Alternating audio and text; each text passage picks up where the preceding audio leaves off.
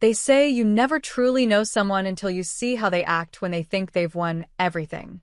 At 42, sitting at my own birthday dinner, surrounded by my husband of 25 years, our two adult children, and our closest friends, I watched 14 people raise their champagne glasses to toast my destruction. The mahogany table held divorce papers wrapped in a mocking red bow, while my family laughed at carefully rehearsed jokes about my worthlessness. What they didn't know, as they celebrated taking my home, my company, and my dignity, was that I had been documenting their conspiracy for 2 years.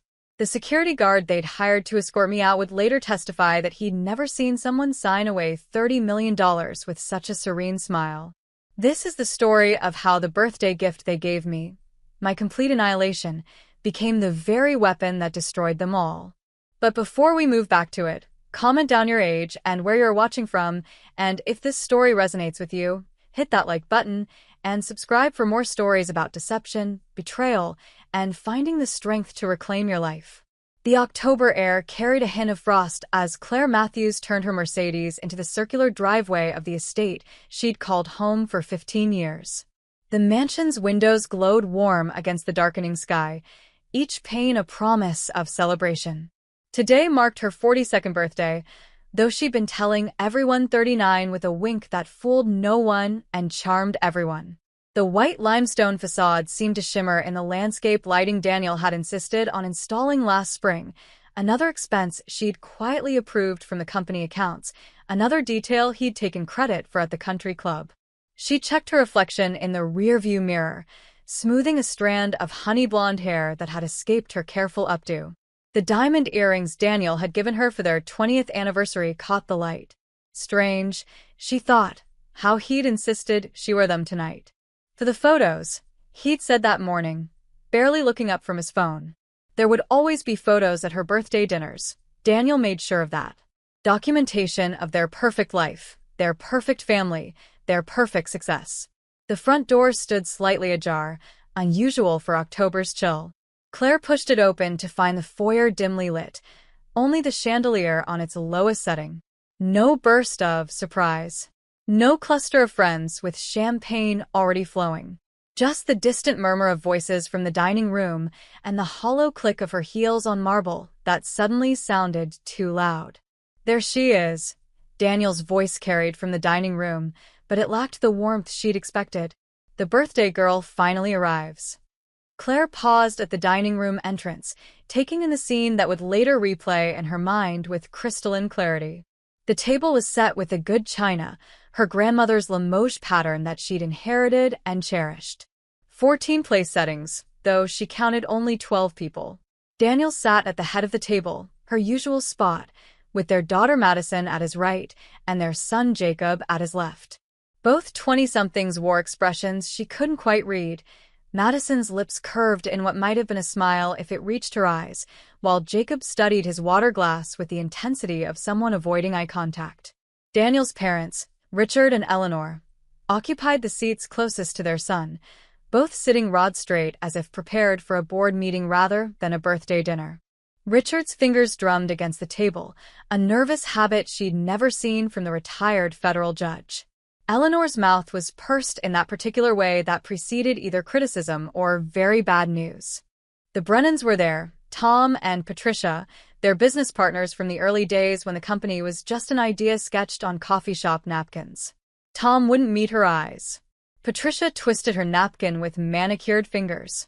Their son Kyle, Jacob's best friend since middle school, sat beside them looking profoundly uncomfortable.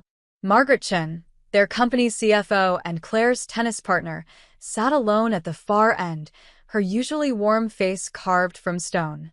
Beside her, Daniel's brother Marcus nursed what appeared to be his third or fourth scotch, judging by the loose set of his shoulders. "Darling," Claire said, moving toward her usual chair only to find Daniel's briefcase occupying it. "I'm sorry I'm a few minutes late. The flower arrangement for Mom's grave took longer than expected." "How touching," Madison said, her voice carrying a brittle edge that made Claire's stomach tighten. "Still playing the devoted daughter, even to the dead." "Madison," Claire said softly, confused by the venom. They'd had their moments, what mother and daughter hadn't. but this felt different. Calculated. Is everything all right? Everything's perfect, Mom. Jacob finally looked up, and what Claire saw in her son's eyes made her step backward. It wasn't anger or sadness or even disappointment. It was satisfaction. Absolutely perfect. Daniel stood, raising his wine glass. The others followed suit mechanically, though Claire noticed Margaret's hand trembled slightly. "Before we eat," Daniel announced, "I have a special gift for my wife." He reached behind his chair and produced a folder, legal-sized, manila, tied with an obscene red velvet ribbon that someone had clearly added as an afterthought. Or a mockery. Daniel's smile was all teeth as he slid it across the mahogany toward her empty place. "Happy birthday, Claire. Here's your future." The room held its breath. Even Marcus stopped swirling his scotch. Claire felt the weight of 24 eyes upon her as she reached for the folder. The ribbon fell away with a whisper. Inside, the papers were organized with colored tabs, Daniel's compulsive need for order, even in destruction. She recognized the letterhead of Brennan, Michaels and Associates before she processed the words, "Petition for dissolution of marriage." Her fingers, steady from years of signing contracts and comfort letters and charity checks, turned to the next tab. "Notice to quit and surrender premises."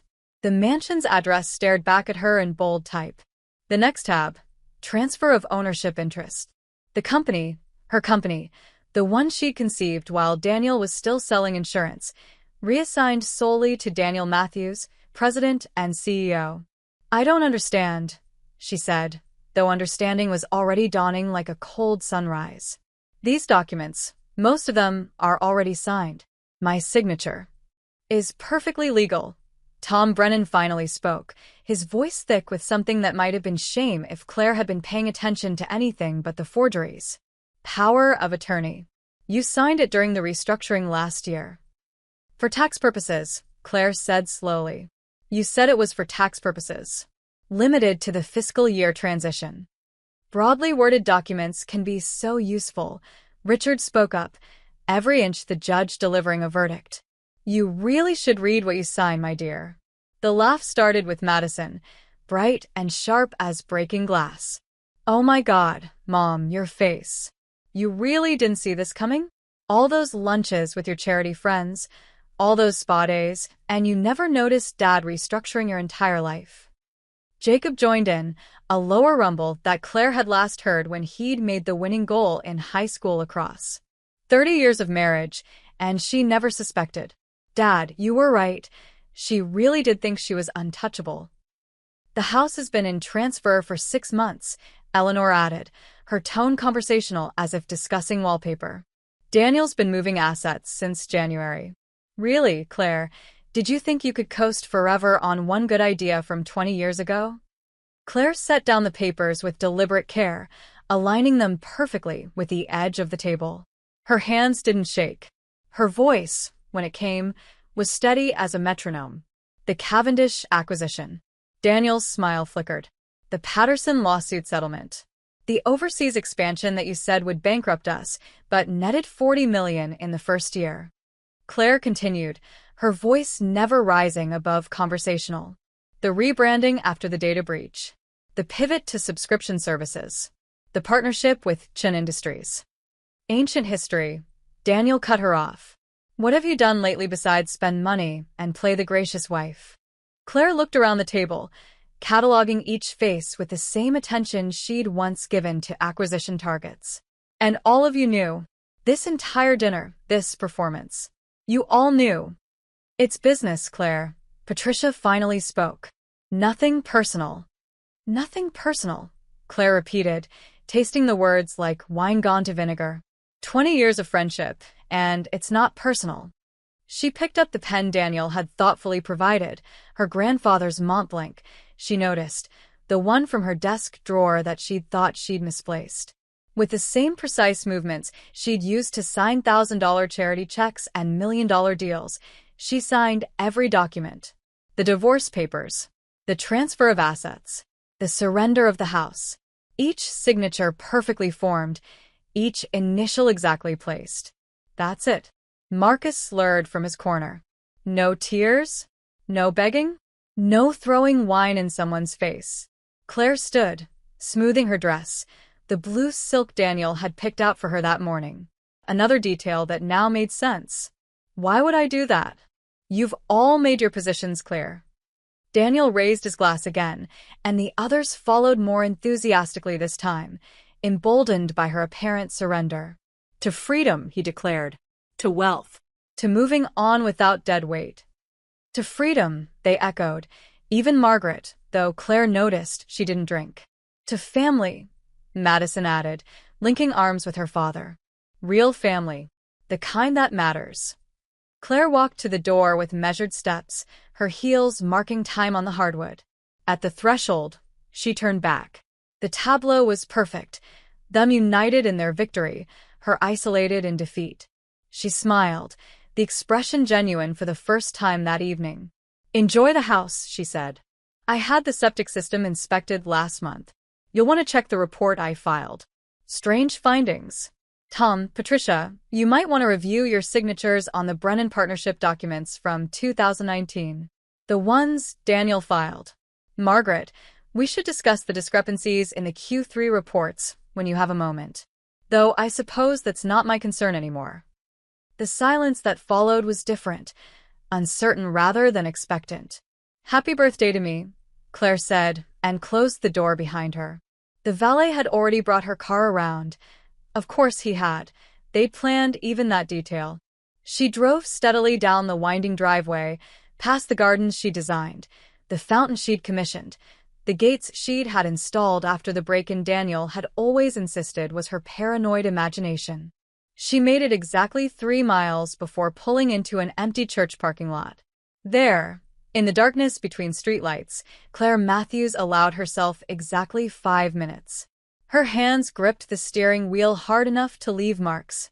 Tears came in waves, for the children who'd chosen money over mother, for the husband who'd played a 20-year con, for the friends who'd been anything but. But only 5 minutes.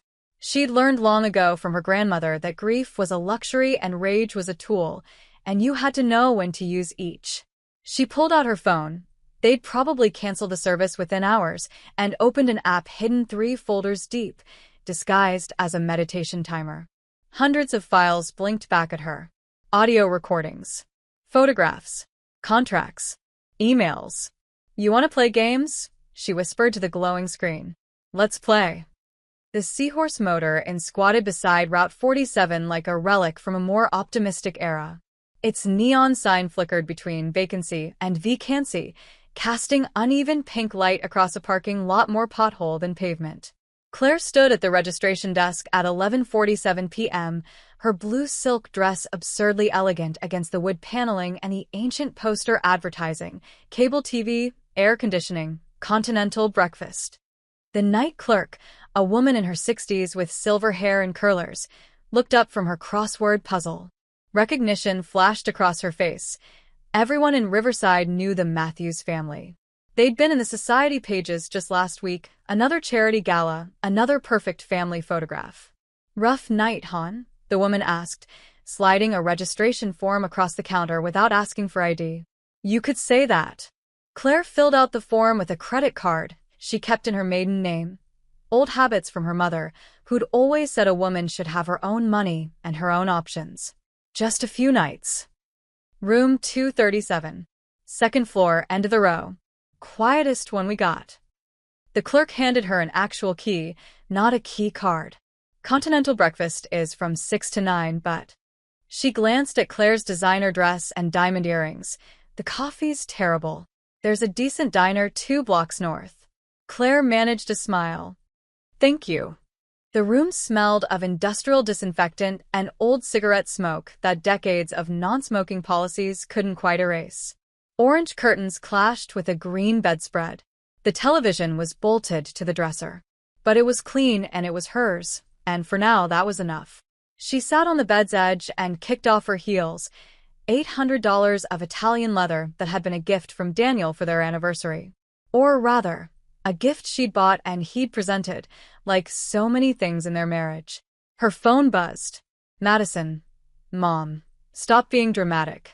Just come home, and we'll talk about this like adults. Then Jacob. Dad says you have 48 hours to be reasonable before he freezes the accounts. Delete. Delete. Claire pulled her laptop from her purse, the one thing she'd had the foresight to keep in her car. As it booted up, she let herself remember. 2 years earlier, Daniel's home office, late evening. She'd come to bring him coffee and found him on a conference call, speaking in the smooth tones he used for hostile takeovers. The beauty is she'll never see it coming. Claire trusts me completely. We've been married 23 years. She signs whatever I put in front of her. The restructuring will be complete before she realizes she's been written out. She'd stood frozen in the hallway, coffee cooling in her hands, as Tom Brennan's voice crackled through the speaker. And you're sure the power of attorney will hold up? Richard says it's airtight. Broad enough to transfer assets, but specific enough to avoid scrutiny. By the time we're done, the company will be entirely in my name, and Claire will have what she deserves. Nothing. That night, she'd started documenting everything. The laptop screen glowed to life. Claire navigated to her cloud storage, not the family account, but one tied to an email address Daniel didn't know existed. Folders within folders, meticulously organized. Financial discrepancies. Audio recordings. Contract originals. Patent documentation. Her phone rang. Unknown number. Mrs. Matthews? The voice was young, nervous. This is Alex Chun. I used to work in accounting before your husband fired me last month. Alex. She remembered him, brilliant with numbers, terrible at office politics. It's late. I know. I'm sorry. I heard what happened tonight. Kyle Brennan posted about it on Instagram before his parents made him take it down. Mrs. Matthews, I kept copies. Of everything. Before they fired me, I knew something wasn't right with the books. Claire closed her eyes. Why would you do that? Because you're the only executive who ever remembered my name. And because what they're doing, what they did, it's not just cruel. It's illegal. They arranged to meet the next morning at a diner 30 miles outside of town. Claire hung up and opened the first audio file, Daniel and Tom discussing how to manipulate the board into approving the asset transfer. She'd planted the recording device in Daniel's office after buying it with cash at a spy shop 3 towns over, feeling ridiculous until she'd heard the first conversation. A knock at the door made her freeze.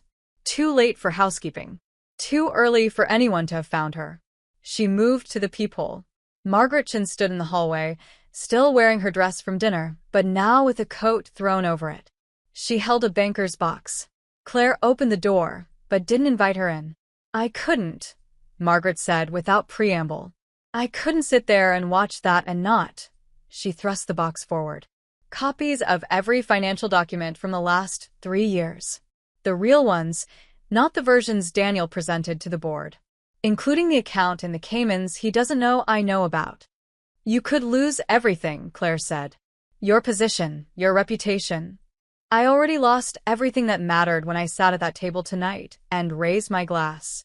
Margaret's voice cracked. 20 years ago, you gave me a chance when no one else would hire a Chinese woman for a CFO position. You mentored me. You stood up for me against the board when they said I was too young, too inexperienced, too different. And tonight I sat there and toasted your destruction. Claire took the box. You had no choice. There's always a choice. I just made the wrong one until now. Margaret turned to leave, then paused. He's been siphoning money for 5 years, Claire. Maybe longer. The trail goes deep. Be careful. A man who can smile while destroying his wife of 25 years. There's nothing he won't do. After Margaret left, Claire spread the documents across the bed. Line items that didn't add up. Vendor payments to companies that existed only on paper. Consulting fees to firms owned by Daniel's shell corporations. It was all there in black and white, a paper trail of embezzlement dressed up as business expenses. Her phone buzzed again. This time it was her personal banker, calling despite the late hour.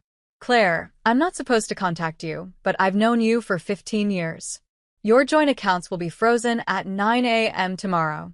If you need to move any funds from your personal account, the one in your maiden name, do it tonight. Claire thanked her and immediately transferred the money to a new account at a different bank. It wasn't much. She never felt the need to hide significant assets from Daniel, but it would keep her afloat for a few months. She worked through the night, organizing evidence, creating timelines, building the framework of a case. As dawn broke through the orange curtains, she allowed herself one moment of bitter satisfaction. Daniel thought he'd won with forged signatures and legal manipulation. But he'd forgotten who had actually built the company, who knew where every body was buried, who had connections that went deeper than country club memberships and golf buddies. A new message appeared on her phone from an unknown number. Mrs. M. Heard about tonight. Your husband screwed me on the Patterson deal 3 years ago. I've been waiting for a chance to return the favor. Call me. James Patterson. Then another. Claire, it's Susan from the charity board. Just heard. Daniel doesn't know I'm on the State Commerce Committee now. We should talk. And another. Hey, Mrs. Matthews. It's Tony from Facilities. That electrical problem at the mansion tonight? I can make it happen again whenever you want. They treated you wrong. Claire looked at herself in the cracked motel mirror. Her makeup was smeared. Her grandmother's dress was wrinkled beyond salvation. She'd lost her home, her children, her supposed friends. But in their cruelty, they'd made a critical error. They'd left her with nothing to lose and everything to gain. She opened a new document on her laptop and began typing. Strategic Recovery Plan, Phase 1. The seahorse motor in's terrible coffee maker gurgled to life as she worked. Outside, Riverside was waking up to what looked like an ordinary Thursday. The society pages would run the story soon. The Matthews divorce, the scandal of it all. Let them talk. While they gossiped, she would work. While they speculated, she would prepare. Daniel had given her the birthday gift of freedom, though not in the way he intended. He'd freed her from the illusion that their life together had meant anything. He'd freed her from the burden of trusting people who deserved no trust. Most importantly, he'd freed her from any obligation to play fair. The next phase would begin in 3 hours when she met Alex Chun at the diner. She'd wore the only other outfit she had in her car, jeans and a sweater from the gym bag she always kept in the trunk. No more designer dresses and painful heels. No more playing the perfect wife. Claire Matthews was done being decoration. It was time to remind them all why she'd been the one to build an empire in the first place. As she typed, her wedding ring caught the morning light. 25 years reduced to a prop in someone else's performance. She pulled it off and set it on the nightstand. Later, she'd pawn it. For now, it could sit there, a small monument to the life that had died last night, and a promise of the resurrection to come. The Matthews mansion gleamed under the November sun like a monument to success. Daniel stood on the marble terrace, surveying the preparations for what the society pages would call the event of the season, a celebration of his newfound independence and the company's exciting restructuring. 3 weeks had passed since Claire's birthday dinner, and Daniel had spent every day since cementing his narrative, the devoted husband finally free from his parasitic wife. The ice sculpture needs to be moved. Madison directed the catering staff with the imperious tone she'd perfected at Swiss finishing school. Daddy wants it visible from every angle when the photographers arrive. The angel wings ice sculpture, Daniel's little joke about his freedom, stood 8 feet tall, already beginning to sweat in the unseasonably warm afternoon. Jacob lounged by the pool, scrolling through his phone while bartenders set up stations around him. The journal's running the profile tomorrow, he called to his father. Daniel Matthews, the architect of innovation. They bought the whole story about you carrying Mom for 20 years. Daniel's smile was practiced, presidential. The truth has a way of surfacing, son. Inside the mansion study, Richard and Eleanor Matthews held court with their son's inner circle. Tom Brennan checked his watch nervously while his wife Patricia touched up her lipstick for the 4th time. Stop fidgeting, Eleanor commanded. You're making everyone nervous. The Morrison Group pulled their contract yesterday, Tom said quietly. That's 3 major clients this week. Temporary turbulence, Richard declared with judicial authority. Once the divorce is finalized and the narrative settles, they'll come crawling back. But Tom had seen the emails. carefully worded concerns about financial irregularities and governance questions. Someone was whispering in ears, and whispers in the business world could become roars overnight. Marcus Matthews arrived late, as usual, already 3 drinks deep despite it being barely noon. "Brother," he slurred, embracing Daniel. The king of the castle, finally alone on his throne. "Not alone," Madison corrected, linking arms with her father. "He has his real family." As the guests began arriving, a careful selection of Riverside's business elite, political figures, and society mavens, Daniel worked the crowd with practiced ease. He told the story of his liberation with just enough humble suffering to seem sympathetic. Poor Daniel, carrying the dead weight of an uninvolved wife. Poor Daniel, finally free to achieve his true potential. Congressman Blake shook his hand warmly. "Unfortunate about Claire, but sometimes we must cut our losses. Speaking of which, I heard there might be some irregularities with your federal contracts." Daniel's smile never wavered. "Routine audits. Nothing of concern." But Blake's eyes were calculating.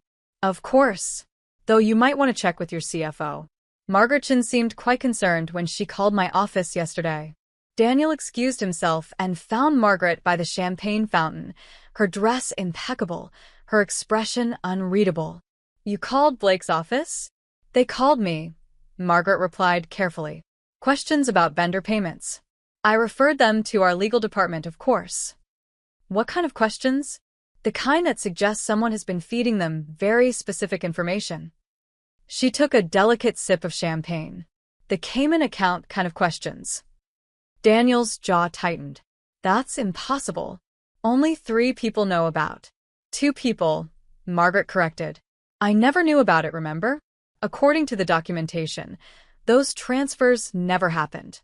I certainly never signed off on them." The party continued around them, laughter and music masking the sudden chill between CEO and CFO. "You're still on my side, aren't you, Margaret?" "I'm on the side of accurate accounting," she replied and walked away, leaving Daniel to wonder if that was an answer or a threat. By the pool, Madison held court with her influencer friends, live-streaming the party to her 50,000 followers. "You can see how much happier Daddy is without the toxic energy," she narrated to her phone. "Some people," she paused dramatically, "just drain the life from everyone around them." A comment popped up immediately. "Didn't your mom design that pool? And the gardens?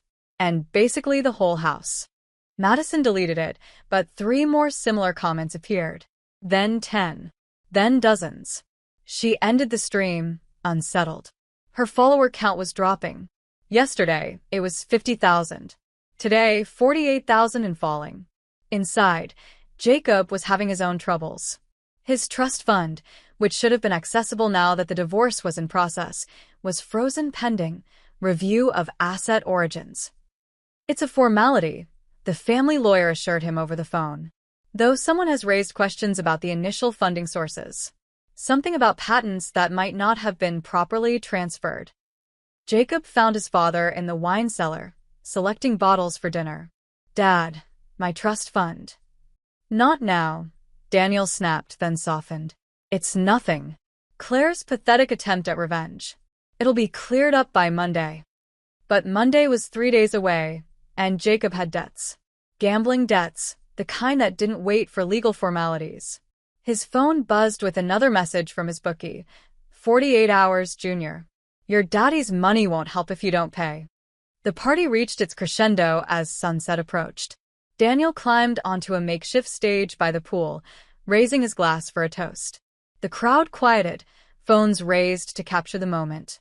3 weeks ago, I made the hardest decision of my life, he began. But sometimes, we must acknowledge when a partnership has become a burden. When one person carries the entire weight while another simply. The lights went out. Every light in the mansion, simultaneously. The music died. The ice sculpture's spotlights went dark. For 30 seconds, 200 guests stood in confused twilight. Then, with an electrical groan, everything flickered back on. Except the ice sculpture was melting faster now, and as it collapsed, everyone could see what had been frozen inside it. Documents, visible through the clear ice, with fraud, stamped across them in red ink. Technical difficulties. Daniel announced with forced cheer. The perils of an old house. But the photographer from the Tribune had already gotten the shot. Daniel Matthews, backed by a melting angel with fraud visible behind him. It would run on the financial page, not the society section. That night, after the guests had departed with whispered speculation, the family gathered in the study. The mood was decidedly different from 3 weeks prior. That was sabotage, Eleanor stated. Someone on the staff already fired the electrical contractor. Daniel cut her off. But the damage is done. That photo will be everywhere by morning. My follower count is down to 43,000, Madison said, staring at her phone. Someone's running a bot campaign highlighting everything Mom ever did for the company. Did you know she holds 12 patents? I didn't know that. Because it doesn't matter, Daniel insisted. I built this company. With her idea, Jacob interrupted, drunk enough to be honest. That's what everyone's saying online. That you were a mediocre insurance salesman until Mom invented the core product. The slap was sudden enough that even Eleanor gasped. Jacob touched his reddening cheek, something shifting in his eyes. Feel better, Dad? Is this how you'll handle every problem now? The investors asking questions? The board getting nervous? You going to slap them too? Get out, Daniel said quietly. Come back when you remember whose side you're on. Jacob left, but not before saying, maybe I'm starting to wonder if there are more than two sides. Alone in his study later, Daniel opened his laptop to find 17 emails from board members, all variations of concern about recent developments and reputational risks. The stock price had dropped 8% in 3 days. His phone buzzed with a text from an unknown number. The ice sculpture was creative, don't you think? But that's just the beginning. Every lie you told, every document you forged, every dollar you stole, it's all coming into the light. Enjoy your victory party. It's the last one you'll have. Daniel poured himself a scotch with hands that shook slightly. Outside, the pool lights flickered, just a moment, just enough to remind him that someone, somewhere, controlled more than he'd realized. The boardroom at Matthews Innovation Corp had been Daniel's sanctuary for a decade, floor-to-ceiling windows overlooking the city, a table of Italian marble he'd personally selected, walls lined with photos of him with governors, senators, and titans of industry. Now, at the emergency board meeting he'd called for damage control, it felt more like a courtroom. The stock has dropped 12% in 5 days, board member Harrison Clark announced, without preamble. We've received formal inquiries from 3 regulatory bodies. Daniel, what the hell is happening? Daniel stood at the head of the table, his usual position, but several chairs sat empty. Margaret Chen's absence was conspicuous. She'd called in sick for the first time in 5 years. A vindictive ex-wife spreading rumors, Daniel said smoothly. Nothing more. Our fundamentals are strong. Our fundamentals are being questioned by the SEC, interrupted Sandra Vega, the longest-serving board member.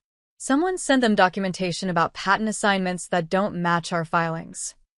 Harrison slid a folder across the table. This arrived in my office yesterday. Courier, no return address. Daniel opened it to find photocopies of the original patent applications for their core product, all in Claire's handwriting, with her signature as sole inventor. His forgeries assigning them to himself were paper-clipped beside them, the differences obvious even to a casual observer. There must be an explanation, Richard said from his position as board advisor. My son would never. Your son needs to explain why $3 million in vendor payments went to companies that don't exist. Sandra cut him off. The FBI contacted me this morning. The FBI, Richard. The boardroom door opened, and Margaret Chen walked in, looking perfectly healthy. My apologies for being late. I was meeting with our external auditors. I thought you were sick, Daniel said. I was. Sick of lying. She placed a thick binder on the table. The board needs to see the actual books, not the versions Daniel's been presenting. I've also prepared my resignation, effective immediately after this meeting. You can't, Daniel started. I can, and I will. But first, the board deserves the truth about the Morrison, Patterson, and Shun Group contract cancellations. Margaret opened the binder. They didn't pull out because of the divorce scandal. They pulled out because someone sent them proof that Daniel was overcharging them by 40% and hiding the profits in offshore accounts. This is corporate espionage. Daniel slammed his hand on the table. No, Harrison said quietly. This is embezzlement. Sandra, I move for an immediate vote of no confidence in Daniel Matthews as CEO. You need cause, Richard interjected. Legal cause, not suspicion. We have cause, Sandra replied. Margaret, tell them about the Brennan agreement. Margaret pulled out another document. 3 days ago, Tom Brennan came to me in confidence. He's been reviewing the partnership agreements from 2019 that established his firm's relationship with our company. The signatures don't match. Someone forged a signature to terms that gave Daniel personal control over partnership assets. Tom Brennan had been Daniel's ally 3 weeks ago. Now he was saving his own skin. I need a week, Daniel said. 1 week to provide full documentation. You have 24 hours, Harrison stated. The emergency shareholders meeting is tomorrow at noon. Come with answers or come with your resignation. That evening, Daniel convened his inner circle at the mansion. The room that had been full of conspirators 3 weeks ago now held only his parents, Marcus, and a reluctant Madison. Jacob hadn't returned his calls. We need those original documents destroyed, Eleanor said. If Claire has them. She has copies of everything, Daniel admitted. She must have been planning this for months. Years, maybe. So, we discredit her, Richard suggested. Mental instability. Revenge fantasy. Make her testimony worthless. Madison looked up from her phone. Dad, there's something else. Someone leaked the family trust documents to a financial blogger. The one showing that my trust fund and Jacob's were funded entirely from patents Mom filed. Daniel grabbed her phone. The blog post was titled The Real Inventor Behind Matthews Innovation, and It's Not Who You Think. It had 200,000 views in 3 hours. Kill it, he ordered. Get our lawyers. It's been reposted hundreds of times. Reddit, Twitter, financial forums. Madison's voice was small. Dad, is it true? Did Mom really invent the core product? Does it matter? Daniel snapped. Yes, Madison said, and for the first time since the birthday dinner, she looked uncertain. It matters if we destroyed her for something she created. Marcus, who'd been quietly drinking in the corner, laughed bitterly. Of course she created it. Danny Boy was selling insurance to dentists when Claire came up with the algorithm. I was there, remember? That weekend at the lake house, when she stayed up 3 nights straight coding the prototype. Shut up, Marcus. Why? Because the truth hurts. Marcus stood, swaying slightly. You want to know what's really funny? Claire called me last week. Offered me a deal. Immunity in exchange for testimony. Full immunity, Daniel. The room went cold. You didn't, Eleanor started. I haven't decided yet. Marcus headed for the door. But watching you scramble is making the decision easier. After he left, Daniel's phone rang. Tom Brennan. Don't call me again, Tom said without greeting. My lawyers have advised me to cease all contact. And Daniel? Patricia and I are prepared to testify that you promised us 30% of the company in exchange for our cooperation in the divorce setup. We have the emails. The line went dead. At midnight, alone in his study, Daniel opened his safe to retrieve his insurance, the real books, the documents that could explain away everything if properly presented. The safe was empty except for a single sheet of paper. Looking for something? Check your email. See. His laptop chimed. A new message, no sender address, subject line. The truth. The email contained a single link. Daniel clicked it. A website opened. The Matthews Files. Professionally designed, comprehensive, devastating. Every forged document alongside its original. Audio recordings of Daniel planning the asset theft with his lawyers. Security footage of him accessing Claire's computer with her passwords. Financial records showing the systematic looting of the company. But the worst was at the bottom. A video, date stamped from 5 years ago. Daniel in his office, on the phone. Claire's too trusting. She actually believes I love her. Once I have control of the patents, she's gone. The kids will choose money over their mother. They always do. And she'll be too broken to fight back. The website had a counter at the bottom. Public launch in 11 hours 47 minutes. Daniel called Claire's old number, knowing it was disconnected. Then her lawyer, no answer.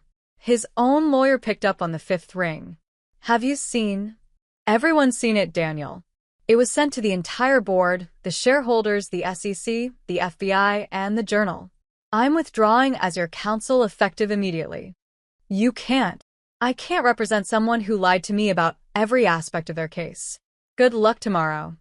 Daniel sat in the dark study, watching the counter tick down. Outside, pool lights flickered in a pattern he was beginning to recognize as mockery. Somewhere in the city, Claire was orchestrating his destruction with the same precision she'd once used to build their empire. His phone buzzed. A text from Jacob. Mom offered me a deal. Testify about the birthday dinner setup. Keep my trust fund. Dad, I have debts you don't know about. Bad debts. I'm taking the deal. Then Madison. The comments on my social media are brutal. They're calling me complicit. Some girl posted a video of me at Mom's charity event last year, talking about how she taught me everything about business. I look like a monster, Dad. I'm staying at Ashley's tonight. Daniel poured another scotch and noticed his hands were shaking. The ice sculpture at the party had been a warning he'd ignored. The flickering lights were messages he'd dismissed. But this was the kill shot. He dialed one last number. Claire's divorce attorney, Rosa Hale. Ms. Hale, I want to negotiate. Mr. Matthews, it's past midnight. I know she's listening. Tell her I'll give her everything. The house, the company, the assets. All of it. Just stop the website. Rosa's voice was professionally neutral. I'll convey your message. Though I should inform you that my client's position has evolved. She no longer wants what you took. She wants justice for how you took it. The line went dead. The counter kept ticking.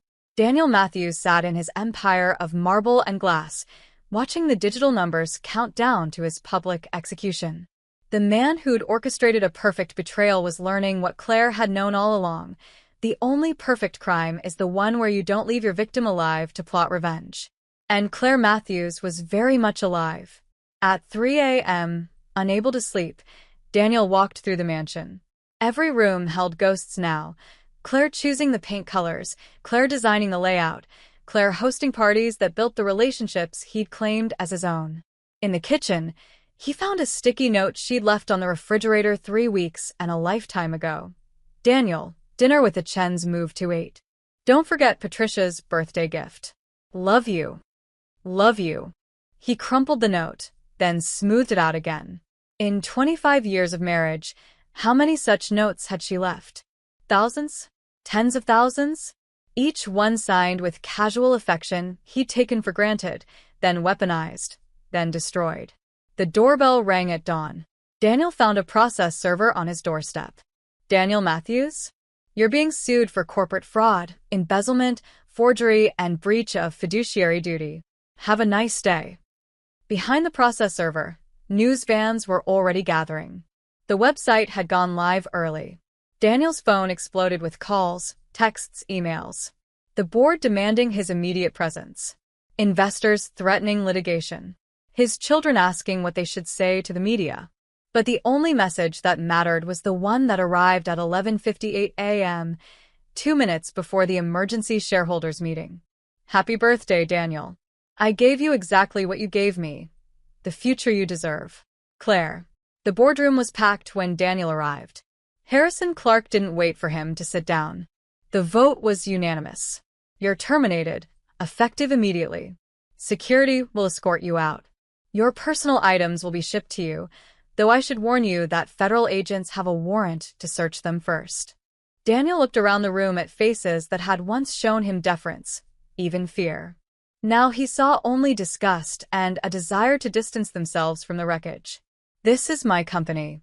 This is Claire Matthews' company, Sandra Vega corrected. It always was. We just let you pretend otherwise. Security. As 2 guards flanked him, Daniel saw Margaret Chen sitting in his former chair. She'd been named interim CEO. The first action item on her agenda was clearly visible: Restoration of Claire Matthews as Chief Innovation Officer and majority shareholder. The last thing Daniel saw before the elevator doors closed was his own portrait being removed from the wall. The morning after Daniel's termination arrived gray and drizzling, pathetic fallacy that Claire might have appreciated if she hadn't been focused on the legal documents spread across her desk at the modest law offices of Rosa Hale and Associates. She'd moved from the Seahorse Motor into a furnished apartment downtown, anonymous and efficient. The diamonds were gone, sold to fund her war. The designer clothes had been donated. What remained was sharper, cleaner, more dangerous. "Your daughter's outside," Rosa announced from the doorway. "She's been sitting in her car for 20 minutes. Claire didn't look up from the forensic accounting report. Let her decide. Through the window, she could see Lena. She'd stopped being Madison the moment she'd laughed at that birthday dinner, gripping her steering wheel, her face a study in conflict. The girl who'd live-streamed her father's victory party now sat in a 3-year-old Honda, her BMW repossessed when the trust fund freeze expanded to all family assets, pending investigation. Finally, the car door opened. Lena walked through the rain without an umbrella, her designer boots splashing through puddles. When Rosa escorted her in, Claire saw her daughter clearly for the first time in years. Not the curated influencer or the dutiful daddy's girl, but a 23-year-old who'd just learned that every privilege she'd enjoyed came from theft. "Mom." The word came out cracked. Claire set down her pen. "If you're here to spy for your father, you should know I'm recording this conversation." "I'm not." Lena stopped, then laughed bitterly. "Of course you're recording. You've been recording everything for years, haven't you? While we thought you were just playing housewife." "I was playing housewife. I was also protecting myself." Claire pulled out a folder. "Sit down." Lena sat, and Claire pushed the folder across the desk. Inside were text messages, screenshots Daniel had sent to both children weeks before the birthday ambush. "Operation Liberation." Lena read aloud. "Kids, your mother has become dead weight. If we work together, we can free ourselves and secure your futures. She trusts you completely. Use that." Her hands shook. He called it an operation. Like you were an enemy to be eliminated. "You were 23 years old," Claire said evenly. "Old enough to know better." "He said you'd never contributed anything. That you'd been bleeding the company dry with your charities and social climbing. He showed us spreadsheets. Forged spreadsheets." "I know that now." Lena pulled out her phone, scrolling to a saved folder. "Mom, I've been documenting things too. Not for years like you, but after the party when everything started falling apart, Dad got paranoid. Mean. He made me and Jacob do things." She showed Claire a video. Daniel in his study at 2 a.m., drunk, directing Lena to create fake social media accounts to spread rumors about Claire's mental health. "Make it believable," his voice slurred from the phone. Concerned daughter worried about mom's breakdown. "Use that photo from the charity gala where she looked tired. Say she was mixing pills and wine." "I didn't post them," Lena said quickly. "I couldn't, but I kept recording. Every instruction. Every lie he wanted us to spread." Rosa leaned forward. "That's witness intimidation and conspiracy to commit defamation. With this evidence, you could face charges yourself unless I cooperate," Lena finished. "I know. That's why I'm here." Claire studied her daughter's face. "What else do you have?" Lena pulled out a flash drive. "Dad doesn't know I have a master's in data analytics. He just thought I was playing with computers for my Instagram metrics. This drive has everything from his personal cloud storage. He used my laptop once when his was updating, forgot to log out." Rosa inserted the drive into her secured laptop. File after file appeared. Shell company registrations, cryptocurrency transfers, even a recorded Zoom call where Daniel explicitly instructed Tom Brennan to forge Claire's signatures. "This is enough to add 10 years to his sentence," Rosa said. "There's more," Lena said, her voice stronger now. "The Cayman account? There's a second one in Switzerland. Dad opened it in my name when I turned 18, said it was for tax purposes. He's been using it to hide money from the IRS." Claire felt a flicker of something, not quite sympathy but recognition. Her daughter had been groomed for this complicity since childhood. "What do you want, Lena?" I want to make it right. Or as right as it can be. Lena met her mother's eyes. I want to testify. Publicly. Let everyone know what we did to you and how wrong it was. Your father will destroy you. He already has. My influencer career is over. I lost 90% of my followers when the Matthews files went live. My friends won't return my calls. Ashley's parents asked me to leave their house because they don't want to be associated with the scandal. Lena's voice cracked. But that's not even the worst part. She pulled up another message on her phone, this one from 6 months ago. It's from Grandma Chen, your mom. She was asking if I'd like to learn the family dumpling recipe before she got too sick to teach me. I never responded. I was too busy being daddy's princess to care about my dying grandmother's recipes. Claire's composure finally cracked, just slightly. Her mother had passed 2 months ago. Lena hadn't come to the funeral. She left you her pearl necklace anyway, Claire said quietly. I don't deserve it. No, you don't. But she believed in redemption. Even for those who don't deserve it. Rosa cleared her throat. If Lena cooperates fully, we can petition for immunity on the conspiracy charges. She'll have to testify before the grand jury, possibly in open court. I'll do it, Lena said immediately. But Mom, there's something else. Jacob's in trouble. Real trouble. Claire's second fracture. What kind of trouble? He owes money to some very bad people. $100,000. Dad got him into high-stakes poker games with his business associates, but when the scandal broke, they turned into different kinds of creditors. The kind that break bones. And Daniel won't pay? Dad can't pay. All his accounts are frozen. Jacob's been hiding at his friend's cabin upstate, but they'll find him. They always do. Claire stood and walked to the window. Below, the city went about its morning routine, oblivious to the family drama playing out in a law office above. She thought about Jacob at 5, insisting on giving his allowance to a homeless man. At 10, crying when they'd had to put down the family dog.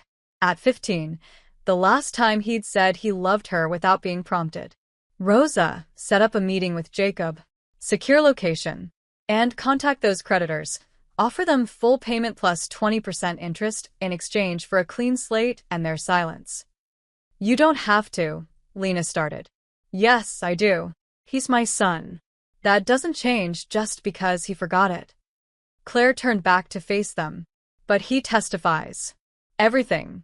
The planning, the execution, the aftermath. No protection, no softening. He tells the truth, or he's on his own. Lena nodded. He will. He's scared, Mom. Really scared. Not just of the creditors. Of becoming dad. That afternoon, in a conference room at the FBI field office, Claire sat beside Rosa as Lena gave her formal statement. 2 federal agents took notes while a video camera recorded everything. My father called it Operation Liberation, Lena began, her voice steady despite her shaking hands. He said my mother was a parasite who'd been living off his success for 25 years. He showed us falsified documents that made it look like she'd been embezzling from the company. He said if we didn't help him, we'd lose everything when she was exposed. Did you believe him? Agent Harrison asked. I wanted to. It was easier than admitting my father was a monster, and I was helping him. Lena looked directly at the camera. On October 15th, my mother's birthday, we executed a plan we'd rehearsed for 3 weeks. Every word, every gesture, every cruel laugh, all scripted by my father. She went through it all. The forged signatures, the hidden assets, the media campaign planned to destroy Claire's reputation, the bribes to household staff for information, the installation of tracking software on Claire's devices. This USB drive contains everything, Lena said, sliding it across the table, including communications between my father and Judge Richard Matthews, his father, discussing how to manipulate the legal system to prevent my mother from fighting back. Agent Harrison's expression darkened. Judge Matthews was involved? He reviewed every document, suggested which judges to file with, told Dad exactly how to structure everything to appear legal while being completely fraudulent. Lena pulled out her phone. I recorded him coaching Dad on what to say if questioned. The recording played, Richard's cultured voice explaining how to claim mental instability without creating liability, how to imply financial incompetence without defamation, how to destroy someone while keeping your hands technically clean. Your grandfather could be disbarred for this, Agent Harrison said. Possibly imprisoned. Good, Lena said flatly. He taught his son that women were property to be managed. He deserves whatever's coming. That evening, Jacob arrived at the safe house Rosa had arranged, a nondescript apartment building with security cameras and controlled access. He looked gaunt, unshaven, nothing like the golden boy who'd laughed at his mother's devastation 6 weeks prior. "Mom," he said, and then seemed to run out of words. Claire didn't embrace him. Sit. Talk. "Tell me everything or leave now." Jacob sat and began to speak. The words came in rushes and pauses. How Daniel had been grooming him since middle school to see his mother as weak, manipulative, less than. How he'd been rewarded for coldness toward her and punished for showing affection. How the gambling had started as father-son bonding at private games before spiraling into addiction. He said real men take risks. Jacob's voice was hollow. Real men don't let emotions cloud their judgment. Real men don't need their mothers. And you believed him? I wanted his approval more than anything. More than truth. More than you. Jacob looked at his hands. The night of your birthday, after you left, he opened a bottle of champagne that cost more than most people make in a month. He said, "Now you're truly my son." And for about 5 minutes, I felt proud. Then Lena threw up in the bathroom. Grandma Eleanor said it was probably relief that you were finally gone. And I realized we weren't celebrating. We were desecrating something. Rosa had been taking notes. The FBI will want to hear about the financial structures your father used. I'll tell them everything. Jacob pulled out a battered notebook. I kept track of the gambling connections. Some of these people, they're not just criminals. They're connected to money laundering operations Dad was using to hide assets. He thought he was smart, using criminal networks that couldn't go to the authorities. He didn't realize they keep better records than the IRS. Claire processed this. You have documentation of Daniel's connections to organized crime? Names, dates, amounts, including a payment to a city inspector to overlook code violations at the warehouse property. Jacob slid the notebook across the table. Dad taught me to document everything. Guess that lesson backfired. The creditors, Claire began. Rosa already wired them the money, Jacob interrupted. I'm clear. But Mom, I need you to know. I'm not asking for forgiveness. I don't deserve it. I just want to help fix what I helped break. Claire stood. You can start by getting clean. The gambling stops. Complete transparency on all finances. Therapy, real therapy, not the yes man Dad was paying. And you testify to everything. Agreed. And Jacob, you and Lena will repay every cent I spent saving you from those creditors. Not from your trust funds. Those will be liquidated for restitution to the company employees Dad cheated. From your own earnings. However long it takes. Yes, ma'am. For the first time since that birthday dinner, Claire saw a glimpse of the boy she'd raised before Daniel poisoned him against her. The podcast studio was intimate. Just Claire, the host Sarah Chen, no relation to Margaret, and 2 microphones in a soundproofed room. Outside, her security detail waited. The death threats had started coming after Lena's testimony leaked. This is American Scandal, and I'm your host, Sarah Chen. Today, we're sitting with Claire Matthews, the woman at the center of what financial reporters are calling the most audacious corporate fraud scheme of the decade. Claire, thank you for joining us. Thank you for having me, Sarah. Let's start with the birthday dinner. You've been notably silent while the media has dissected every aspect of that night. Can you tell us what was going through your mind when you realized your entire family had conspired against you? Claire considered her words carefully. Clarity. For years, I'd sensed something was wrong, but told myself I was being paranoid. That night, the mask came off. In a way, it was almost a relief to stop pretending we were a happy family. You'd been recording your husband's conversations for 2 years before that night. Some people say that proves you were planning this takedown all along. I was protecting myself. The first recording was an accident. I'd left my phone recording a voice memo in my purse when Daniel came into my office. When I played it back, I heard him on a call discussing how to transfer assets without my knowledge. After that, yes, I was deliberate about documenting everything. The FBI has now confirmed that Daniel Matthews embezzled over $30 million from the company you co-founded. How did he hide it for so long? He didn't hide it. He normalized it. Claire's voice hardened. Every questionable transaction was presented as standard business. Every forged document was mixed with legitimate ones. He counted on people trusting him and on me being too focused on the creative side of the business to scrutinize the finances. But you did scrutinize them. Eventually. The turning point was finding out he'd registered patents in his name alone. Patents for products I'd invented in our garage while he was still selling insurance. That's when I hired a forensic accountant. Quietly. Let's talk about your children's involvement. Claire's composure slipped slightly. They were victims too, in a way. Daniel had been conditioning them since childhood to see me as weak, frivolous, unnecessary. He tied their self-worth to his approval and their financial security to his success. By the time they were adults, they were primed to believe any narrative he presented. Yet they participated in your humiliation. Your daughter live-streamed, mocking you. Your son called you pathetic. Yes. The word came out sharp and final. Being a victim of manipulation doesn't absolve you of your choices. They're adults. They chose cruelty. Both have now testified against their father. Lena's testimony was particularly damaging. She revealed the existence of Swiss accounts that added tax evasion to Daniel's charges. How do you feel about their cooperation? Grateful for the truth. Wary of their motives. Hopeful for their futures. Claire paused. Forgiveness isn't a switch you flip. It's a process. We're at the beginning of that process. Sarah shuffled her notes. The board of Matthews Innovation has offered you the CEO position. You declined and accepted Chief Innovation Officer instead. Why? Because I know what I'm good at. I create. I innovate. I solve problems. The day-to-day operations, the politics, the schmoozing, that was always Daniel's arena. Margaret Chen is a brilliant CEO. The company is in good hands.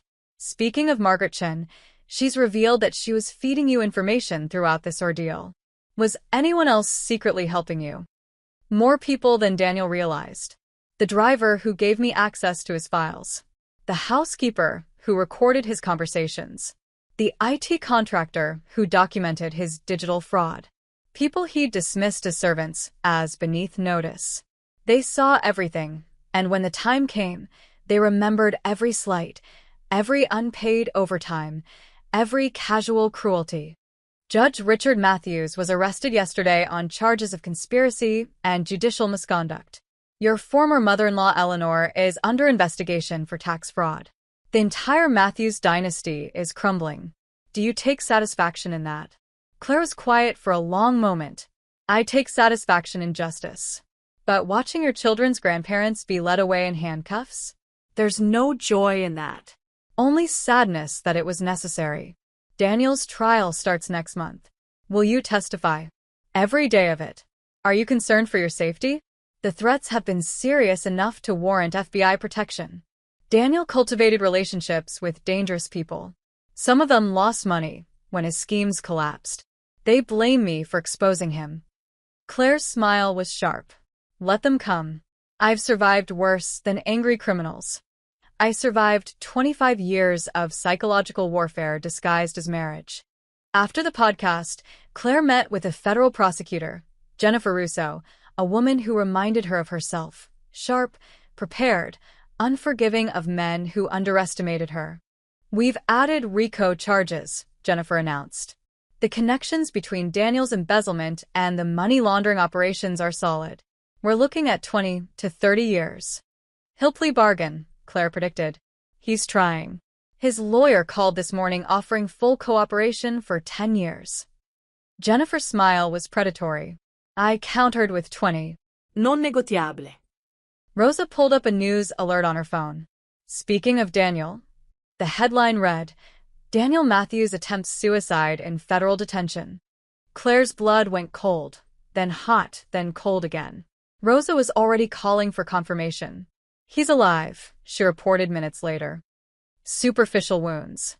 The psychologist says it was likely manipulative rather than genuine, an attempt to garner sympathy before trial.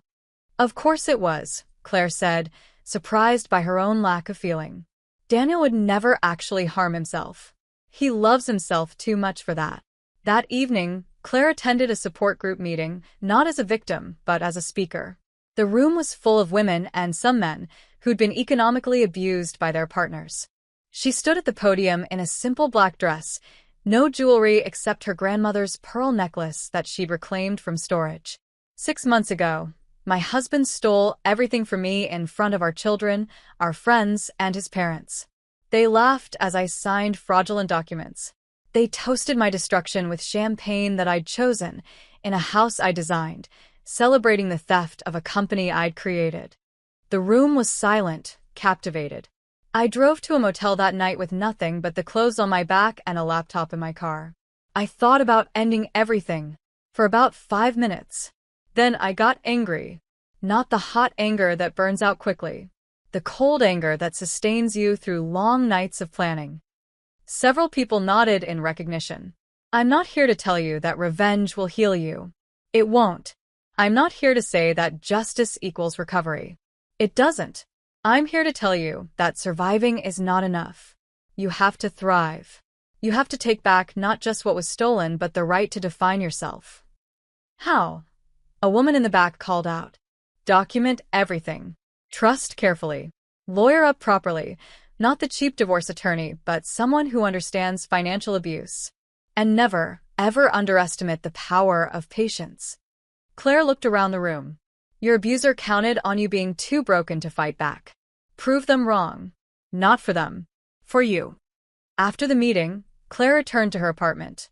It was smaller than the pool house at the mansion, but it was hers. Every piece of furniture chosen by her. Every book on the shelf one she wanted to read. Every photograph one that brought actual joy, not manufactured memories. Her phone buzzed with a text from Lena. Grandma Chen's cookbook arrived from the estate. Could we maybe cook together sometime? Then Jacob. First GA meeting tonight. 60 days clean. 1 day at a time. And finally Margaret Chen. The company just landed the Singapore contract. The one Daniel said was impossible. Your innovation, my implementation. We make a good team. Claire poured herself a glass of wine. Not the expensive vintages Daniel had insisted on, but a simple Pinot she actually enjoyed. Outside, the city lights sparkled with possibility. Her phone rang. An unknown number. Claire Matthews? The voice was male, nervous. Yes, this is Tom Brennan. I know I have no right to call you. I just wanted to say, I'm sorry. Patricia and I are both sorry. We betrayed 20 years of friendship for money. There's no excuse. No, there isn't. We're testifying for the prosecution. Full cooperation. Daniel threatened us if we didn't participate in his plan, but that doesn't excuse our choices. Claire was quiet for a moment. Tom, did you ever actually like me? Or was I always just Daniel's wife to you? His answer took a long time coming. You were the one who remembered our anniversary every year. You sent flowers when Patricia's mother died. You offered to invest in Kyle's startup when everyone else said he was too young. You were our friend, Claire. We just forgot that when it mattered most. Goodbye, Tom. Goodbye, Claire. And thank you for not destroying us completely. You could have. I still might, Claire said, not unkindly, and hung up. She opened her laptop to review the next day's schedule. A meeting with the patent office to properly register her new innovations. Lunch with 3 female entrepreneurs she was mentoring. An afternoon session with the company's development team to review the product pipeline. At the bottom of her inbox was an email from Daniel's lawyer. My client wishes to meet with you before the trial. He has information about hidden assets he's willing to exchange for a letter of support to the judge. Claire typed a response. Your client had 25 years to meet with me. He chose betrayal instead. I'll see him in court. She hit send and closed the laptop. Tomorrow would bring new challenges. The trial would be brutal. The media attention exhausting. The recovery of money trust, family would take years. But tonight, Claire Matthews sat in her own space, drinking her own wine, living her own life. The woman they'd tried to erase was not only visible, but undeniable. The victim they'd laughed at had become the architect of their downfall. And she was just getting started. The federal courthouse stood like a fortress of justice against the December sky, its limestone columns indifferent to the media circus assembled on its steps. Claire arrived at 7 a.m., 2 hours before the proceedings, entering through a secure underground entrance to avoid the cameras. Day 3 of Daniel's trial had promised to be explosive. The forensic accountant was scheduled to testify. In the prosecution's war room, Jennifer Russo laid out the day's strategy with military precision. "We've mapped every shell company, every transfer, every falsified document. But I need you ready for cross-examination. Daniel's team will try to paint you as a vindictive ex-wife." "Let them try," Claire said, reviewing her notes. "The numbers don't lie, even if everyone else did." The courtroom was packed. Daniel sat at the defense table in a gray suit that hung loose on his frame. Federal detention had whittled away his country club physique. His father, Richard, was notably absent, having been denied bail as a flight risk. Eleanor sat in the gallery's front row, her face a mask of bitter dignity. The forensic accountant, Dr. Sarah Winters, took the stand with the confidence of someone who'd spent 30 years unraveling financial crimes. Jennifer guided her through the evidence methodically. "Dr. Winters, can you explain the scope of the embezzlement?" Over 7 years, Mr. Matthews systematically diverted $47.3 million from Matthews Innovation Corp. Through a network of shell companies. The money was then laundered through real estate purchases, art acquisitions, and cryptocurrency transfers. She clicked through a presentation showing the money's path, a spider web of transactions designed to obscure the theft. "This level of sophistication," Dr. Winters continued, "requires extensive planning and intimate knowledge of the company's financial systems. It also requires forged signatures on 147 separate documents." Daniel's attorney, Martin Cross, stood for cross-examination.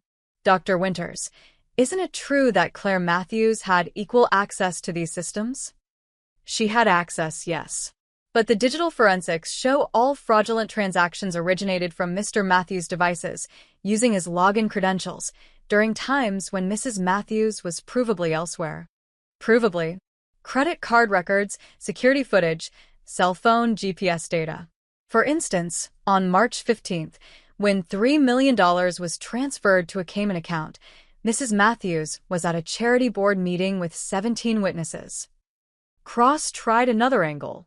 "These transactions you claim are fraudulent. Weren't they approved by the board?" "The board approved documents that had been altered after their review. We have the original PDFs from board members' emails and the filed versions. 63 instances of post-approval manipulation." In the gallery, Claire noticed Tom Brennan shifting uncomfortably. He was scheduled to testify tomorrow, and the weight of his betrayal was visible in his slumped shoulders. That afternoon, the prosecution played audio recordings, Daniel's voice, clear and damning, instructing his accomplices to destroy evidence. "Make sure Claire's signatures look authentic. She has that little flourish on her C's, don't forget it. If anyone asks, she was involved in every decision. We need plausible deniability. The patents are the key. Once we establish I'm the sole inventor, everything else falls into place." Eleanor stood abruptly and left the courtroom.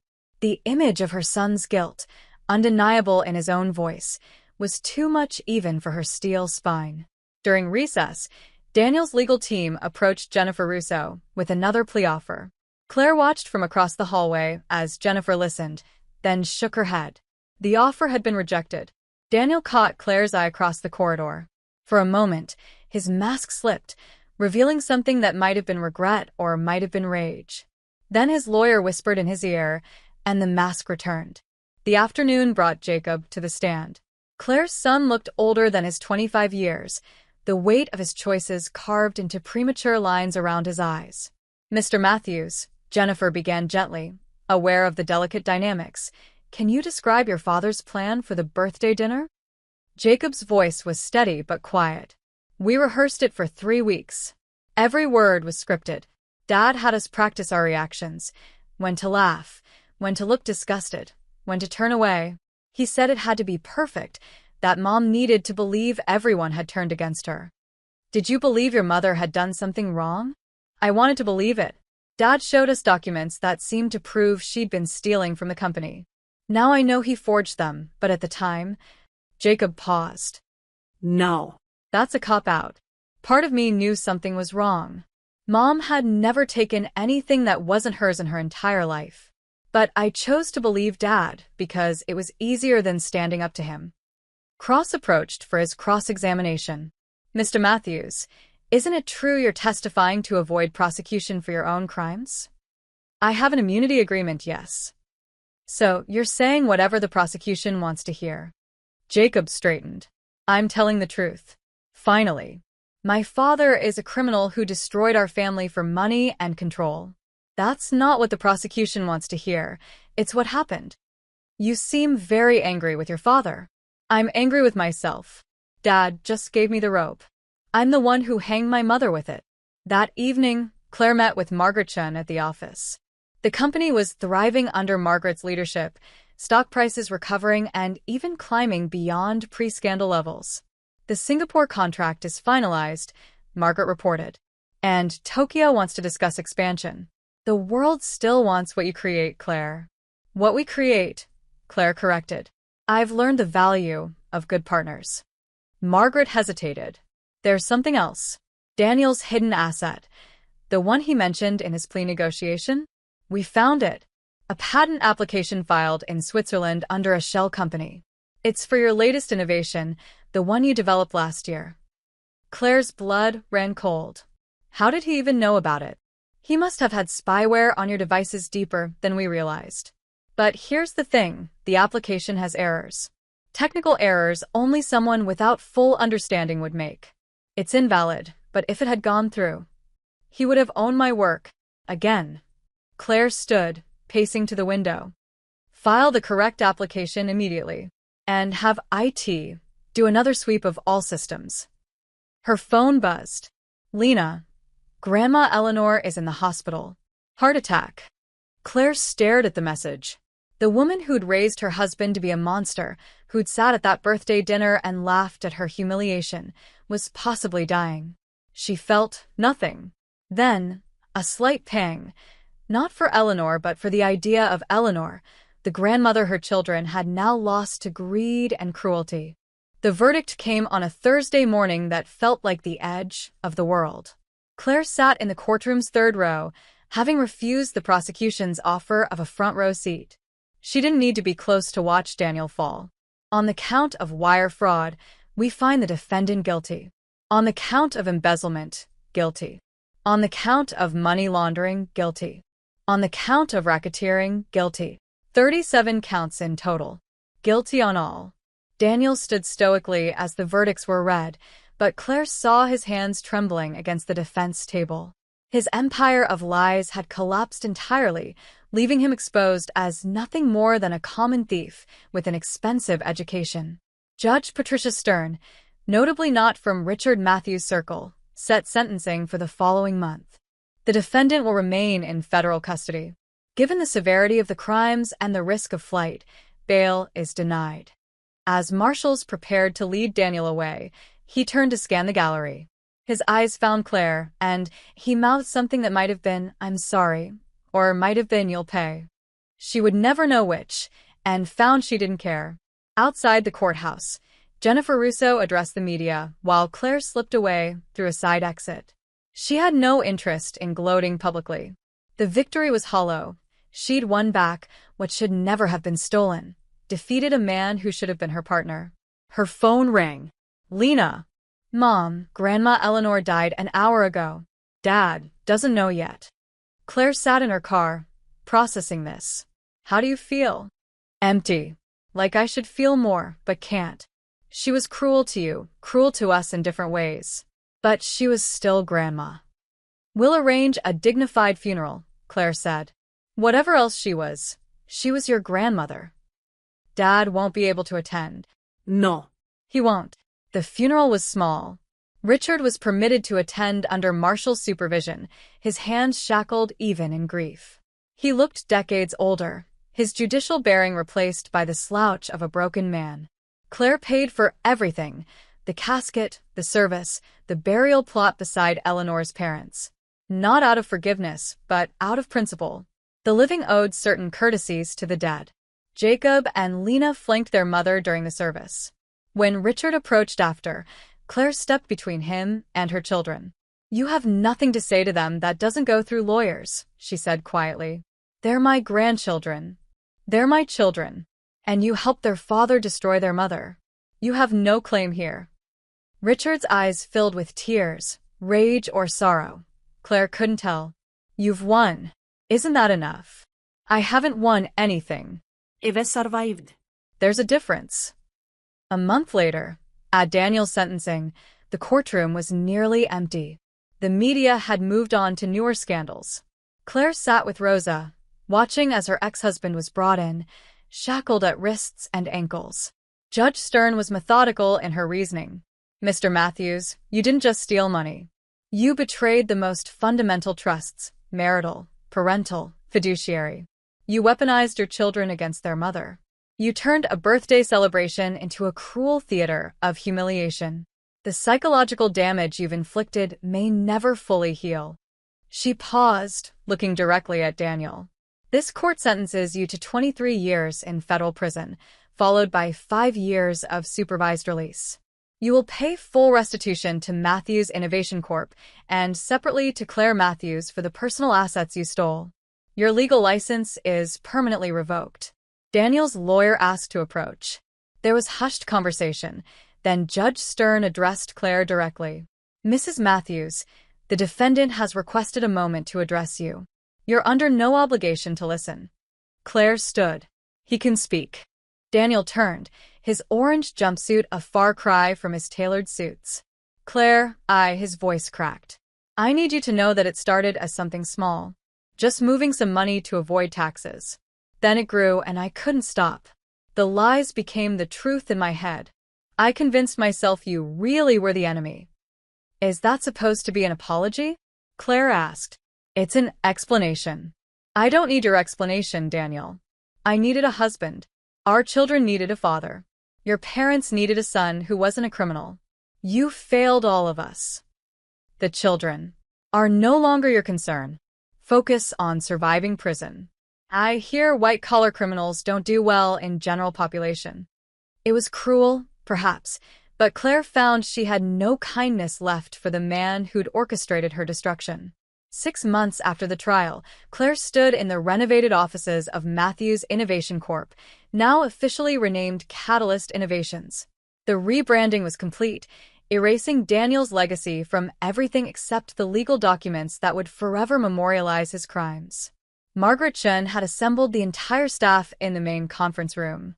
Claire looked out at the faces, some who'd been there from the beginning, others hired to replace those who'd participated in Daniel's schemes. Today, Claire announced, "We're implementing an employee profit-sharing program. 15% of all profits will be distributed among staff, proportional to tenure and contribution." The room erupted in surprised murmurs. "Additionally," Margaret added, "we're establishing a fund for employees who were underpaid during the previous management. Full back pay plus interest." Tony, the facilities manager who'd offered to sabotage Daniel's party, raised his hand.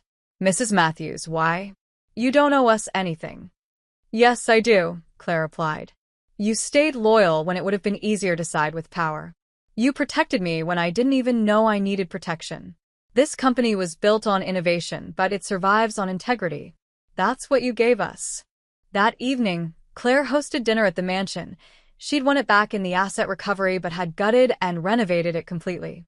No trace of the birthday dinner remained in the dining room. New table, new chairs, new paint that covered whatever psychic stains lingered. Lena and Jacob arrived together, both looking healthier than they had in years.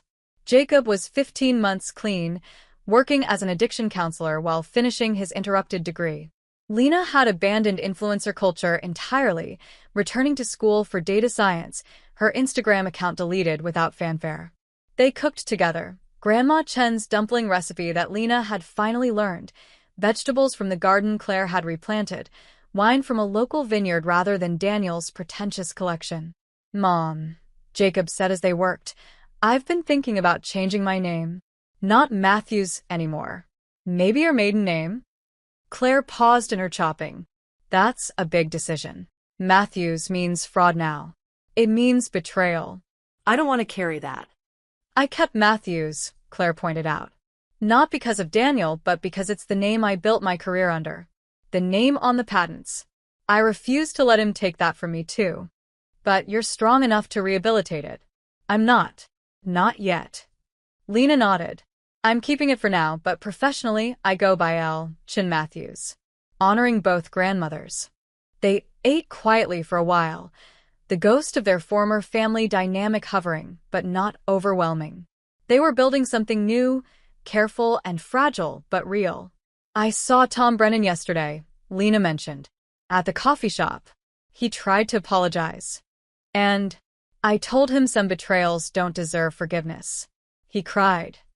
"Good," Jacob said flatly. "He should cry every day for what he did." Claire studied her children. The cruelty was gone, replaced by something harder but cleaner, an understanding of consequences, of the weight of choices. "Forgiveness isn't for them," she said finally. "It's for us. When we're ready. If we're ever ready." Her phone buzzed. A text from an unknown number that she recognized anyway. Daniel had found a way to communicate from prison. "Please let me explain. I loved you once.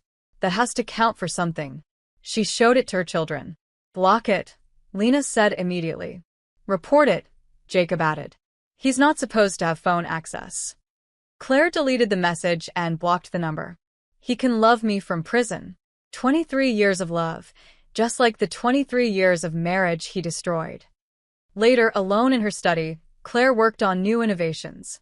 The computer screen glowed with possibilities, sustainable technologies, educational platforms, medical devices that could change lives. Each idea was hers, indisputably, protected by patents filed in her name alone. A knock at the door interrupted her. Lena entered with a cup of tea. "Mom, there's something I never told you." That night, at the birthday dinner, just before you arrived, Dad made a toast. He said, "To the end of an era and the beginning of an empire." Everyone raised their glasses, except me. I pretended to drink, but didn't. "Why?" "Because I saw the portrait of you in the hallway, the one from your MIT graduation. You looked so young, so brilliant, so ready to change the world. And I thought, we're about to destroy the person who actually built the empire." I still participated. I still chose wrong. But I wanted you to know that some part of me knew it was wrong even then. Claire pulled her daughter into an embrace, the first real one since that horrible night. "We all make choices," she whispered. "The good news is we get to keep making them. Choose better tomorrow." As midnight approached, Claire stood on the mansion's balcony, looking out over the city lights. The house was quiet, her children asleep in their old rooms, stripped of designer excess and filled with their actual interests. Tomorrow would bring board meetings, patent filings, the constant work of rebuilding. But tonight, she had this, a home reclaimed, children recovering, a company reborn. The woman they'd tried to erase stood exactly where they'd tried to bury her, stronger for having clawed her way back. Her phone showed one last message, this time from Margaret Chin. "The Tokyo deal closed. We're going international. Your innovations are about to change the world, Claire. The real empire starts now." Claire smiled, not the polite smile of a corporate wife or the bitter smile of revenge, but something genuine and forward-looking. They'd taken everything on her birthday.